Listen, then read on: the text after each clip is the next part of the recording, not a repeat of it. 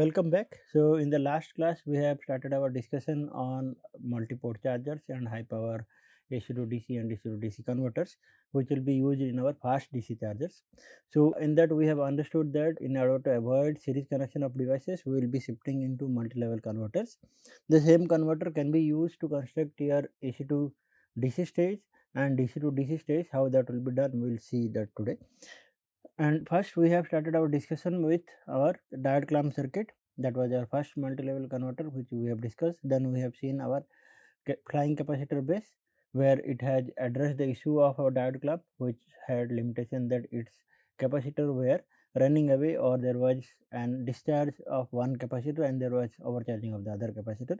Whereas in flying capacitor we had redundant combinations which can be used to balance out the capacitor voltages. Then we have seen that both of them had support from quadratic increment in the number of devices, and flying capacitor had higher footprint.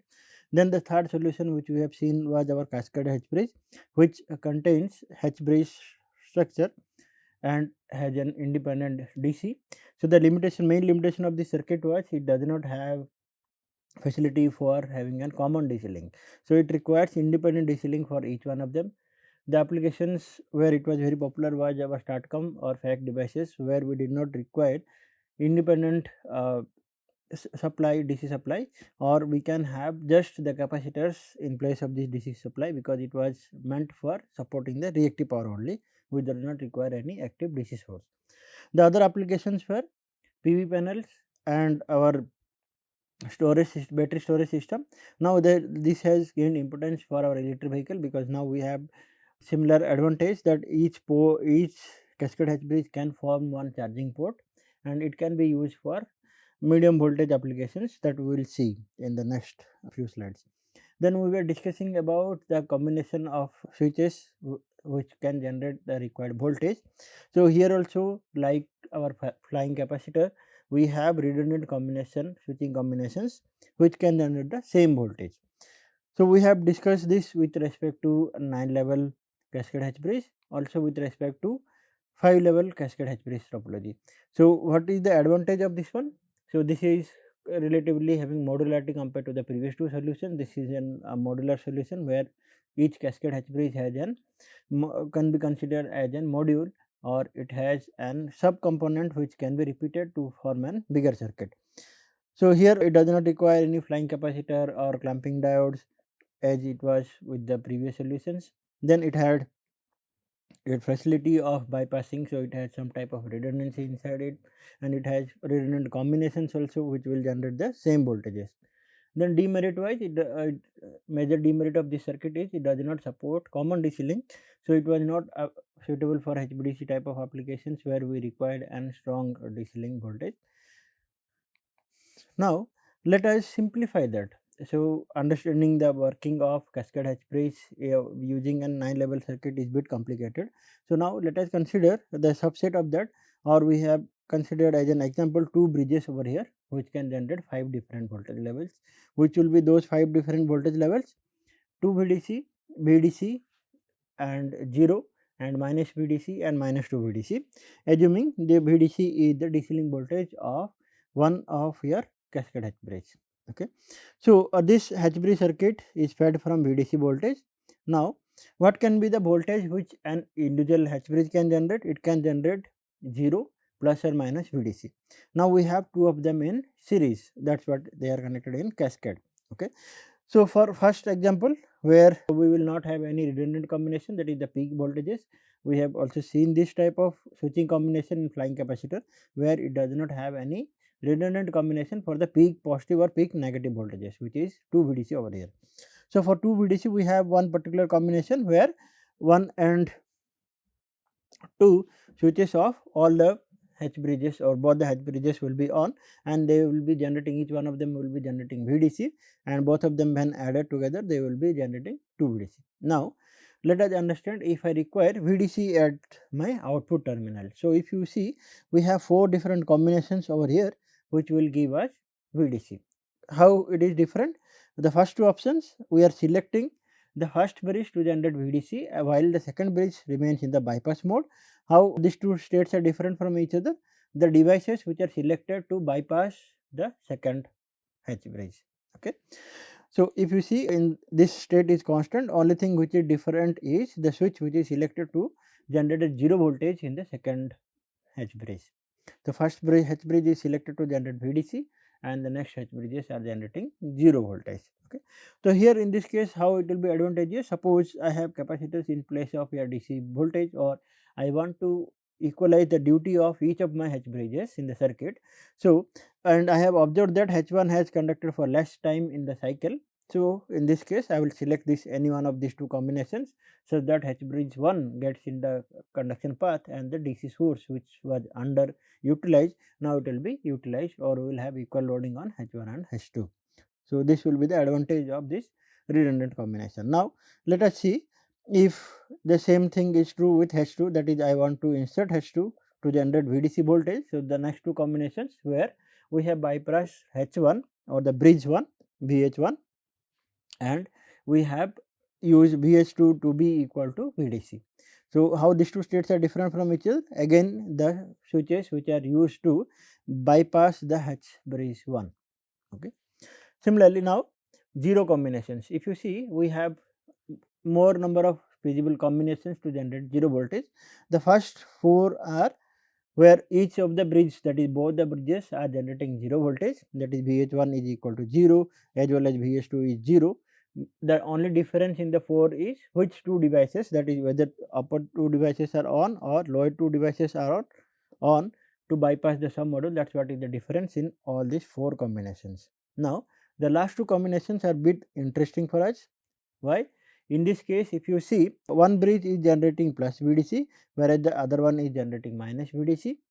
So, what is the advantage of this one? Suppose I, instead of stripped DC voltages, I have capacitors. Now, I see that one capacitor has been overcharged and one capacitor has been undercharged. Now, when I apply this combination to generate 0 voltage, why? One is generating positive, other one is generating negative. Net voltage across VAN terminals will become 0 again. Why? These two are opposing each other, plus and minus they will cancel out each other, but what will happen now? This plus and minus they are connected in opposite to each other. So, they will share the charge or excess amount, whichever is having a higher voltage will charge the other one which is having lower voltage. So, I can use this to equalize the voltage between the two H bridges. Similarly, the opposite case, if my VH2 is having a higher voltage, I can use it to charge VH1 by using the next combination. So, now this is the beauty of the circuit and the presence of your redundant combinations. So, here the first 4 states we are generating 0 voltage based on the switches which are selected to bypass the H bridge. These 4 states or 4 combinations are obtained, and the last 2 combinations are to balance out your capacitor voltages if they are present inside the H bridges. So, in all the 6 combinations we generate 0 voltage in the output. So, these 6 are called as your redundant switching combinations. Now, in the next case, if you see minus VDC. Now, for minus VDC again we have 4 combinations based on which bridge is selected and which devices are selected for the submodule which is the H bridge which is in the bypass mode. So, in this case for the first 2 combination, Cascade H bridge 1 is generating minus VDC voltage, whereas VH2 is bypass. So, the difference between these two is which devices are used to bypass the second H bridge. Now, similarly, the second 2 combinations in which the bridge 1 is generating 0 voltage, whereas the bridge 2 is generating minus VDC. Now, again for the maximum negative voltage, we do not have any redundant combination, only one particular combination will give us this voltage, that is both the H bridges will be inserted in the negative way. Okay, so how negative voltage will be generated? We will be turning on 3 and 4 such that we generate an minus VDC at the output of VH1 or Cascade H bridge 1. Now, we have seen the limitations of this Cascade H bridge and other multi-level converter, that was our diode clamp and flying capacitor. Everywhere the device count requirement was quadratic in nature. So, if I want to increase the number of levels or to obtain higher amount of voltage levels at the output stage, I will be requiring very huge amount of devices when I go for multi-level converters. So, the other option which was available was modular multi-level converter. This converter was initially developed for HVDC applications. Now with the advancement of your power transmission technology, they have become optimized or cheaper, and they are now suitable for DC applications or for our charging applications also. Now in this case, what is the construction of your MMC? It contains two arms, upper arm and lower arm per leg, and each arm contains one inductor and set of submodules depending on the voltage rating and the power rating of the converter. So here the simplest submodule which can be used is our Half-Bridge submodule, which has two devices. When I want to generate positive voltage, I will turn on T1. When I want to bypass it, I will turn on T2, or 0 voltage will be generated across the output of this submodule. So it has a parallel structure, that is, each of the phase is connected in parallel with the DC link voltage. The submodule, as we have already discussed. So the voltage between S1 and S2, these two terminals will be 0 if my S2 switch is on, because both of them will be connected together. If S1 is on, my path will be through the capacitor and I will be generating an voltage which will be equal to the capacitor voltage. Okay, so when S1 is on, I am generating an positive voltage. When S2 is on, I am generating 0 voltage.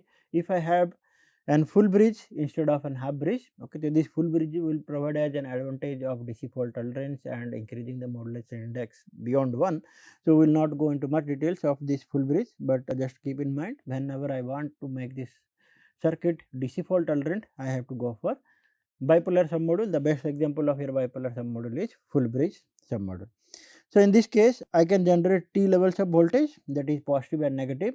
So for positive voltage, I have to turn on the diagonal switches, that is S1 and S4, to positively insert my capacitor or to generate an positive voltage across these two terminals. And similarly, if I want negative voltage, I will turn on S2 and S3, so that the negative voltage is applied across the output of this submodule. Okay. Now for 0 voltage, I can either turn on S1 and S3 upper two devices or lower two devices, and I will generate 0 voltage across the output of this submodule. For this 0 voltage, I can turn on S1, S3 or S2 and S4. Okay. So any one of these switching combination can be used to bypass this and generate 0 voltage. So in full bridges or bipolar, we have two possibility of voltage, that is positive and negative. So that's why it is called as bipolar submodule. Okay. And when suppose I connect many Half-Bridge submodules in cascade. Okay, so for that, before that, let us see an example where we are connecting two of them in cascade. Okay, so when I connect two of them in cascade, if I provide a shift between the voltage pulses or the voltage generated by both the bridges, I will be able to generate an stepped waveform across these two terminals. Okay, so I am having an 3-step waveform over here: 0, 1 capacitor voltage, here 2 capacitor voltage. Okay, so these are the 3 discrete levels I can generate by using 2 Half-Bridge submodules. If I have many of them, based on that, I can generate n plus 1 number of levels. With 2, we were able to generate 3 levels. With n, we will be able to generate n plus 1 number of levels. Now we will call this n number of series connection of your half bridges as an arm. Okay, so as already discussed, MMC will have two arms, upper arm and lower arm, and the output voltage will be equal to the difference between the voltage generated by the upper arm and lower arm. Okay, so here in this case, if you see, we have the single phase structure over here. Let us understand the working of MMC by considering only the single phase structure. Similar thing will be repeated for the other two phases. Only thing which will be changing is the shift. They will be having 120-degree phase shift from each other to have an balanced phase output voltage. Okay. So here we are only considering one phase of that. So here let us understand how this circuit works. First, this is my output terminal. So I will consider that an resistance is connected at the output. Okay. Now in this case, for this combination, whichever is shown over here are in the insert mode, whichever is in the white color, they are in the bypass mode. Okay. So we have selected one particular combination where all the 4 submodules of the upper arm are in the inserted mode and 4 of them in the lower arm are in the bypass mode. So in this case, what will be the voltage generated by the upper arm? It is equal to VDC. Okay, so why it will be equal to VDC? So here we have 3 loops in the circuit. Outer loop, when I apply KVL in the outer loop, I will find out that we have VDC by 2 over here, VDC by 2 over here. So when I apply KVL, so these 4 submodules have to block this VDC voltage, or else we will have violation of our KVL. So each of the submodules will be rated to VDC by 4. Now 4 of them are inserted, so what will be the arm voltage? It will be equal to VDC. Similarly, in the lower arm, they are all in the bypass mode, so they will generate 0 voltage. Okay. Now what will be my output voltage? For output voltage, I can just apply KVL in the upper loop or in the lower loop. Okay. So for each switching combination of this circuit, we will find that it will have 3 loops, one outer loop, one upper loop and lower loop. In all the 3 loops, the KVL should be satisfied for any combination to be an valid combination. If we observe that any one of this loop is not observing the KVL or KVL is violated, then our switching combination is having some error, or we have made some mistake while calculating the switching combination. So in this case, when I apply KVL, so it is minus VDC by 2 when I travel in the shown direction. In the upper loop, it is minus VDC by 2, then plus 4 times of VDC by 4. Then this will be my load plus and minus. So again I am entering the positive terminal, so it will be VA. Suppose this is VA, we are considering the phase equal to 0. So now it will become equal to VA will be equal to minus VDC by 2. That is what is marked over here. Okay. So when my 4 submodules in the upper arms are inserted and 4 of them are in the bypass mode, I am generating peak negative voltage. Now the next combination. So in this case, if you see what has been done, so we have bypassed one submodule from the upper arm and we have inserted one submodule in the lower arm. So in this case, VDC by 2, VDC by 2. Now the outer loop, when I apply KVL in the outer loop, I will observe that again 4 submodules are in the leg. Okay, so in the entire leg, 3 from the upper arm and 1 from the lower arm. So inside the entire leg, we have 4 submodule in the inserted mode.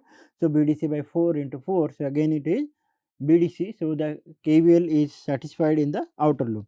Now let us see the upper loop and the lower loop. In the upper loop, if you see minus BDC by 2 plus 3 times of VDC by 4, because 3 of them are inserted, plus VA equal to 0. Now VA will be equal to plus VDC by minus VDC by 4. Okay. So when I bring this VDC on the other side, it will become minus VDC by 4. So the output voltage from the upper loop is minus VDC by 4. Now let us check from the lower loop. If I travel in this direction, again VDC by 2 minus VA plus VDC by 4 is equal to 0. Okay.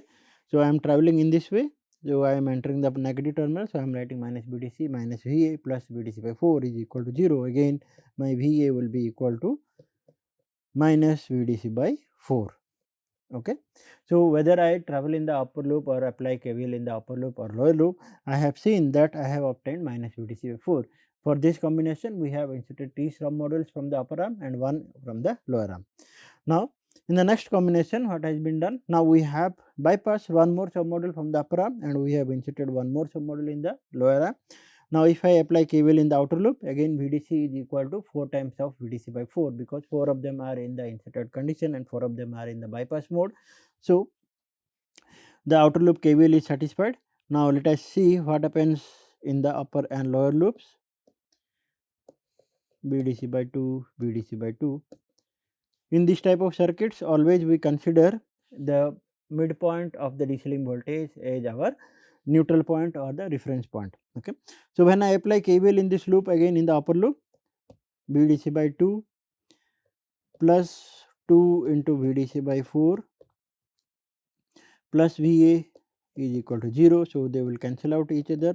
Now it will become VA is equal to 0. The output voltage is 0. Now in the lower loop, minus VDC by 2 minus VA plus 2 into VDC by 4 is equal to 0. They are again cancelling out each other. So, minus VA will be equal to 0, so or VA will be equal to 0. So, in both the loops I have seen that I am generating an output voltage of 0 when two of the submodules from the upper arm and two of the submodules from the lower arm are inserted. Now, let us move ahead. Here we have inserted only one submodule from the upper arm. We have bypassed one more, that is now 3 of them are in the bypass state, and in the lower arm we have inserted 3 of them. Now, if I apply KVL in the outer loop, again I observe that 4 submodules are inserted in the leg. So, BDC by 4 into 4. So, again KVL is satisfied in the outer loop.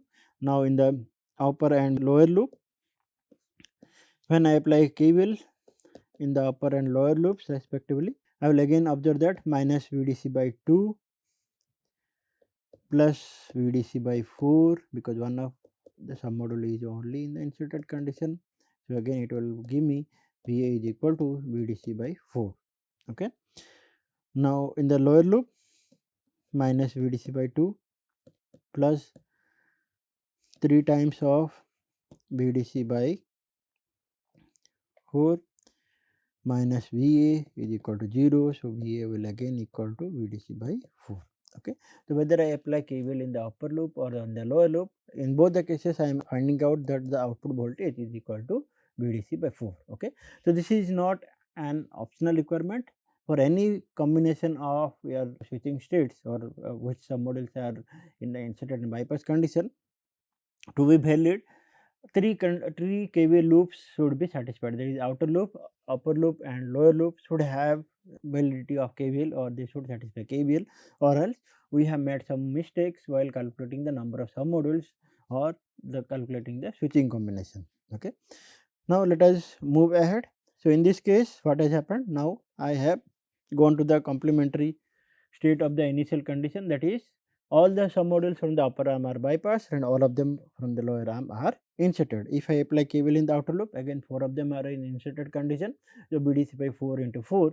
So, it will again become equal to 0, or BDC is equal to VDC. So, the KVL is satisfied in the outer loop. Now, if I go for KVL in the upper or lower loop, now let us consider the upper loop, minus VDC by 2 plus 0, because none of them are in the inserted condition, all of them are bypass, plus VA is equal to 0.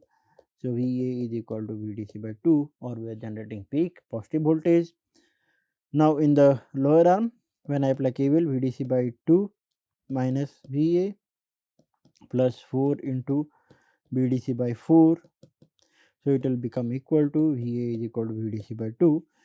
So, my upper arm is generating 0 voltage because all of them are in bypass mode. Lower arm is generating VDC because 4 of them are in the inserted condition. When I apply KVL in the upper or lower loop, I observe that the output voltage is equal to 50% of my DC link voltage, or the peak positive output voltage. Okay. So, now if you see, this plus and minus BDC by 2 are called, when I generate this as the peak output AC voltage, I say the modulation index is unity. Okay. So, it will for Half-Bridge submodule, if I construct the MMC using Half-Bridge submodule, the modulation index or MI will be limited between plus and minus VDC by 2, we call that as unity modulation index. Okay.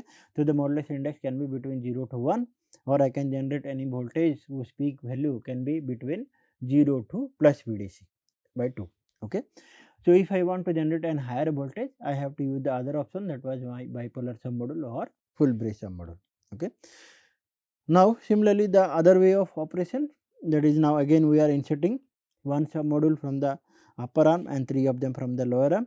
Again 4 of them are inserted in the leg, and if I apply KVL, so quickly we will apply KVL in the upper loop only in this case. When I apply KVL, minus VDC by 2 plus VDC by 4 plus VA is equal to 0. So, again VA will be equal to plus VDC by 4. Okay.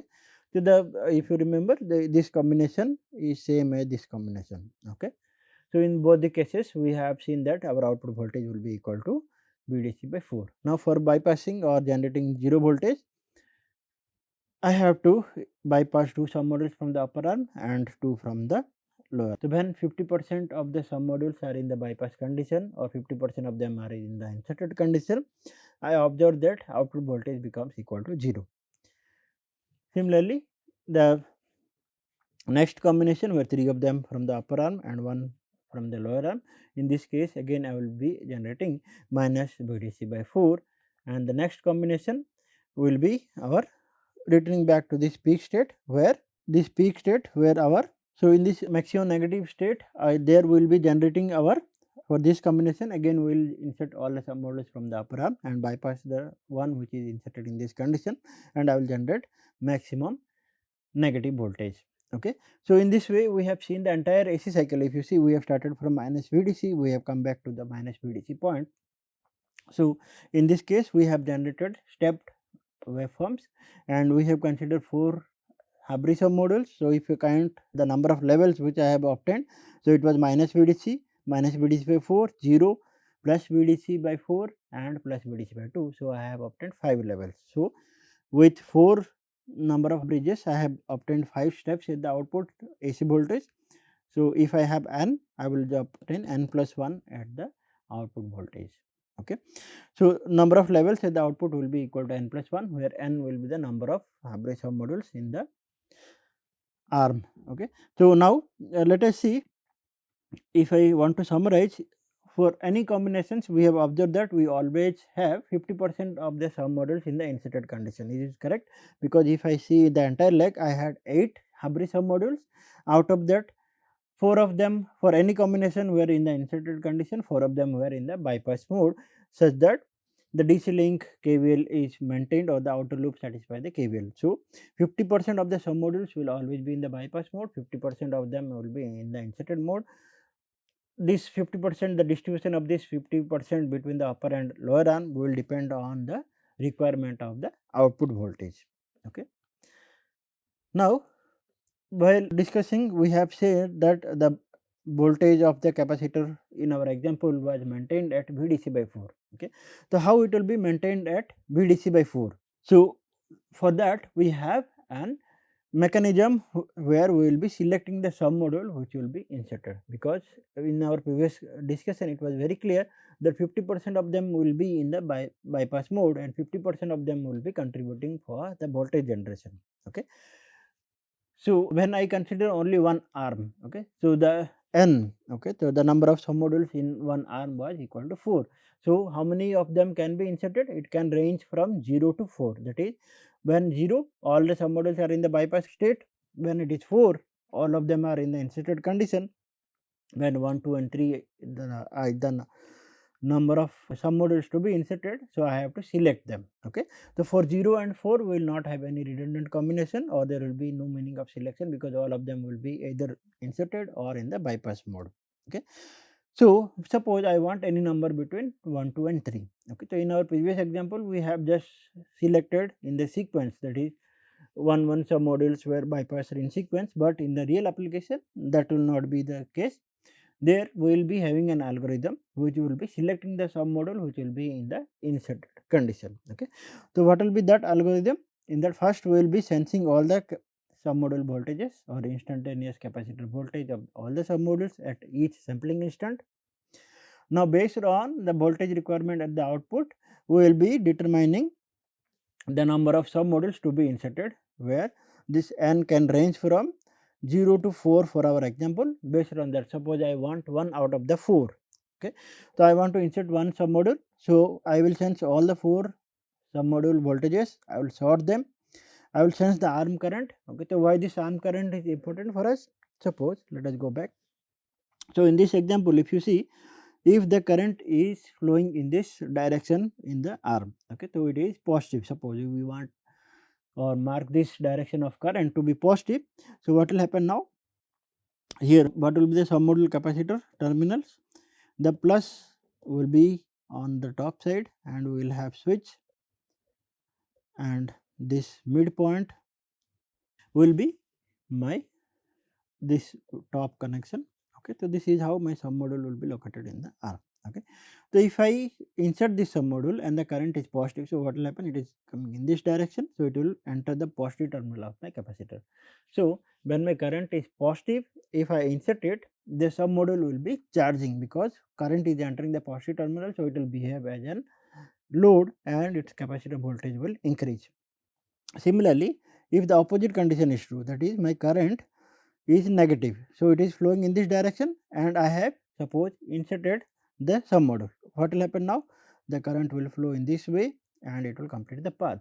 So, now if I see current is leaving the positive terminal of my capacitor. So, it will behave as a load or it will get discharged. Okay. So, based on this my selecting or the sorting algorithm, this is called as your sorting algorithm. Okay. So, in sorting algorithm we sense the capacitor voltages, we sense the arm current. When it is positive, that is it is greater than 0, it is positive, I will insert the submodules which will be having lower voltage. Okay. So, the lowest one will be selected first, then the next one will be selected next. Okay. So, why this is done? Because the current is positive. If I insert the submodule which is having lower voltage, because of the positive current, it will get charged. Similarly, if my current is negative, I will select the n whose value can be anywhere between 1, 2 and 3. So, I will select that many number of submodules which will have higher voltage, because the moment I insert one, the current is negative, it will get discharged. Okay. So, this is how, this is the simple mechanism how the submodule capacitors are maintained at the reference. For our example, it was at BDC by 4. So, when I implement this algorithm or the sorting algorithm or the selection algorithm, I will see that over a cycle the capacitors will be uniformly charged and discharged and their voltage will be regulated around BDC by 4. Okay. So, now what are the advantages of this circuit? It is perfectly modular. Okay. So, we have seen half-bridge submodule or full-bridge submodules can be connected, n number of them can be connected in series based on my voltage and power requirement. It is perfectly scalable. I can increase the power as per my requirement by just connecting n number of submodules. Reduce switching stress. Now, if you see what is the voltage stress of or the voltage rating of each of the devices over here. So, if you see this, if this is this, I mark the voltage of this capacitor as VSM or the submodule capacitor voltage. When this upper switch is on, this lower switch will be, this point will be connected over here and the lower switch has to block VSM voltage. So, the rating of my submodule is equal to the rating of the device which will be used in this one, or the voltage rating of the device will be equal to submodule voltage rating. In our example, it was BDC by 4. Okay. So, whatever is my DC link voltage, 1/4 will be the voltage rating of my switch. Okay. So, if I have higher number of levels, this number will further be decreasing. So, what is this BDC by 4? In general terms, it is BDC by n, or where n is the number of submodules in n. Okay. So, the more is the number of submodules, less will be the voltage rating of the device. So, that is why it is called as reduced switching stress. So, each submodules will be blocking a fraction of the DC link voltage. Low dV by dt, as each of the submodule is subjected to only VSM. So, the dV by dt will be less. Higher efficiency, lower harmonic content, because we are having higher number of levels at the output voltage. So, it will have better THD, or the passive filters can be eliminated if I properly generate the voltage, because we have multi-level waveform. So, the THD will be very less. So, after a certain voltage level, I will see that I will not require any additional filters. The converter itself will be generating a waveform which will be acceptable, or it will have minimum amount of harmonics inside it. Okay. So, these are all the advantages of our MMC. Okay. So, in this case, the main advantage over the multi-level is here it is scalable and the device increment for the number of with the number of levels is linear. So, in all our previous multi-level converters, we have seen that they had quadratic increment in the device count, whereas in this case they will have linear increment in the device count. Now, this was our MMC circuit which we have discussed. Initially, this was used in our HVDC applications. Nowadays, we are using it in our MVDC and EV charging applications. So, how this converter can be used in our EV charging application. That is what we will see in the next slide. Okay. So, before that, let us see what will be the demerit of this one, limitation of this circuit. Higher device count compared to the previous solution, our 2 level VSI, it will have twice the number of devices. Why? In each submodule we have 2 devices, whereas in our VSI this was an single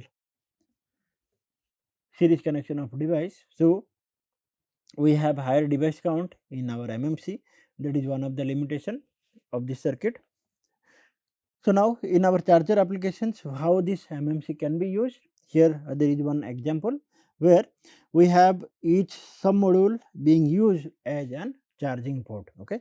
So, this is our centralized AC to DC conversion, where the half-bridge output terminals are connected to an DAB or any isolated DC-DC converter based on the power rating and my application requirement, whether I want to have bidirectional power flow or unidirectional power flow, I can use any isolated DC-DC converter over here. So, why this isolated DC-DC converter will be required? Because the potential of the submodules are floating in nature. So, for safety we will be requiring some type of isolation between the charging ports. So, any isolated DC-DC converter can be used over here. So, for example, we are considering DAV. So, if n submodules are present in each arm, so I will have 6 n number of charging ports by using my MMC. Okay. So, what advantage I get from this circuit? First is I have combined all the AC to DC conversion stage into a single MMC circuit. Okay. So, based on that we will get optimized footprint over here, because a single converter is forming 6n number of charging ports. Now, the other advantage over here will be, if you see now I have single converter. Okay. So, in the previous case, in the conventional solution we had DAB which will be fed from an AC to DC conversion stage. So, the cost wise it will be cheaper compared to and 6n number of charging ports by considering each one of them independent, or each one of them will be requiring an AC to DC conversion stage and then followed by an DC to DC conversion stage. Okay. Here we have combined all the AC to DC conversion stages by using a centralized MMC circuit. Okay. So, the cost footprint will be less over here.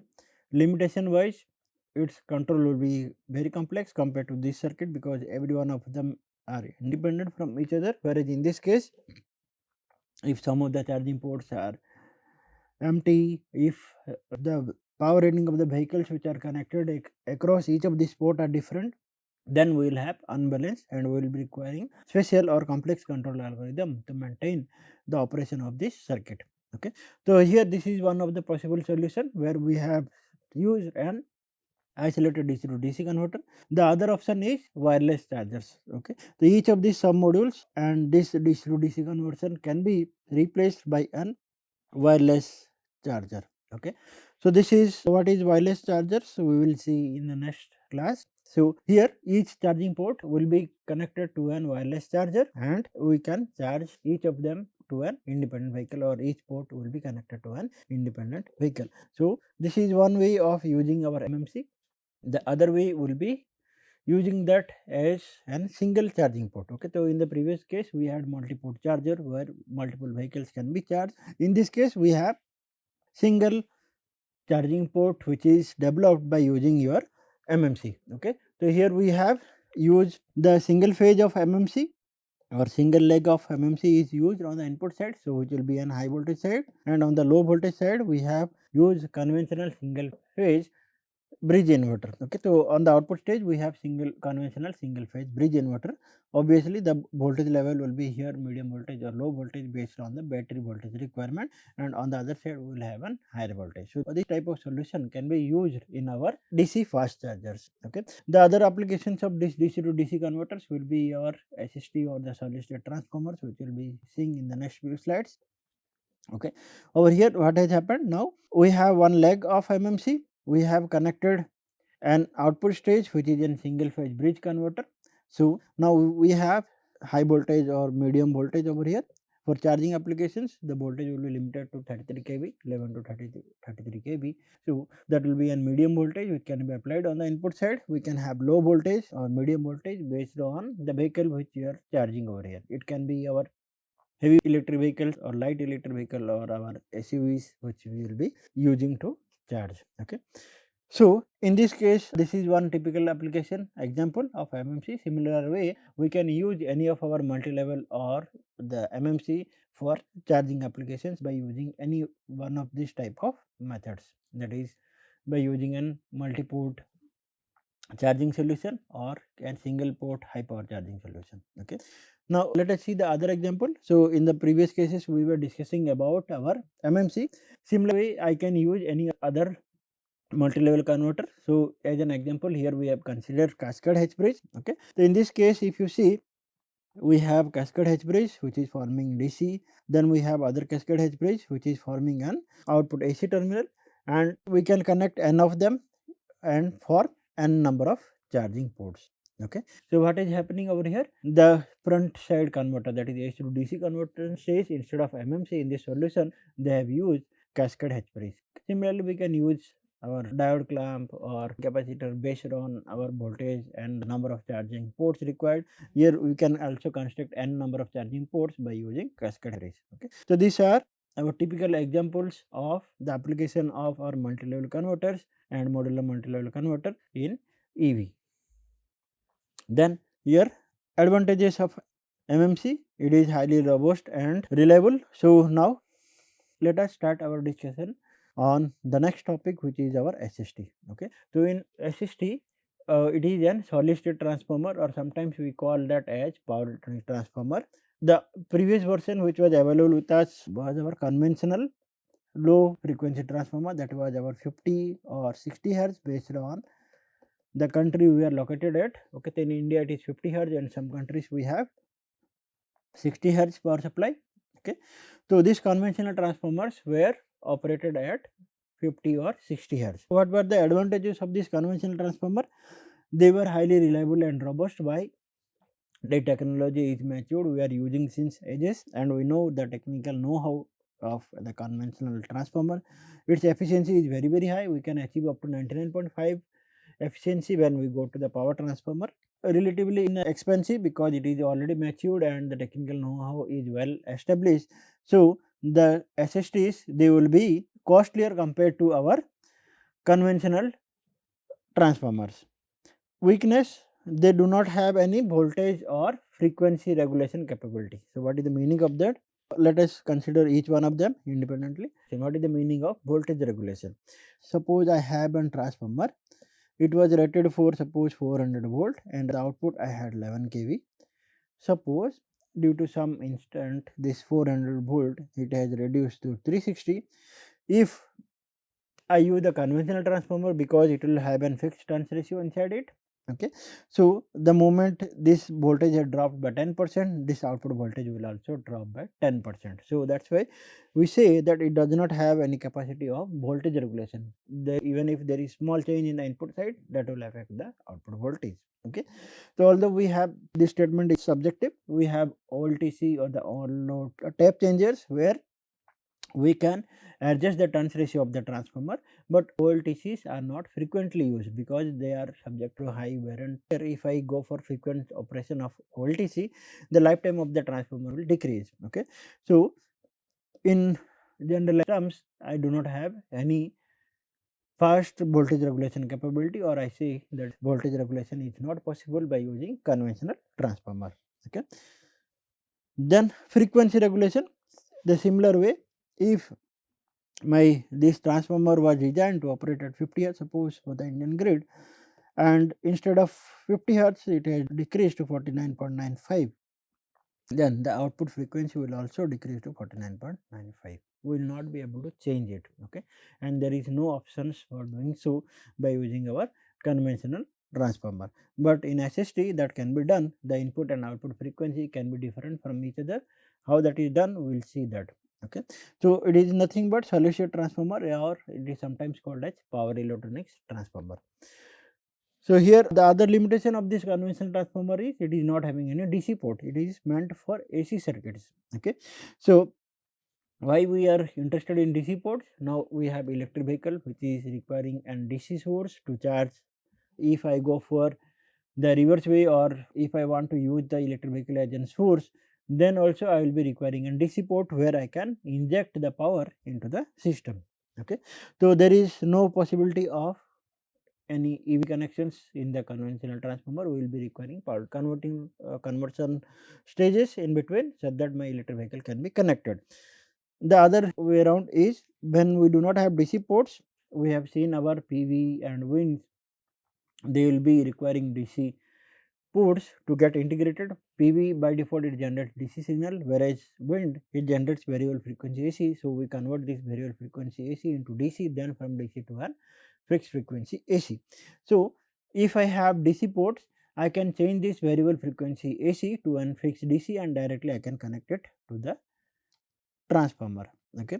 The other way, other option is if I have PV, directly it can be connected to the DC port. So, in the conventional transformers had the major limitations, that is voltage and frequency regulation. The other one is DC port was not possible. Compared to the SST, the transformer will be having an bulkier size because it is operated for low frequency, or it is operating at the line frequency, that is 50 or 60 Hz. So, the core size or the size of the transformer or footprint of the transformer or the weight of the transformer will be proportional to frequency of operation. Okay. So, in SST when we go, we will see that we will be operating the transformer at very high frequency.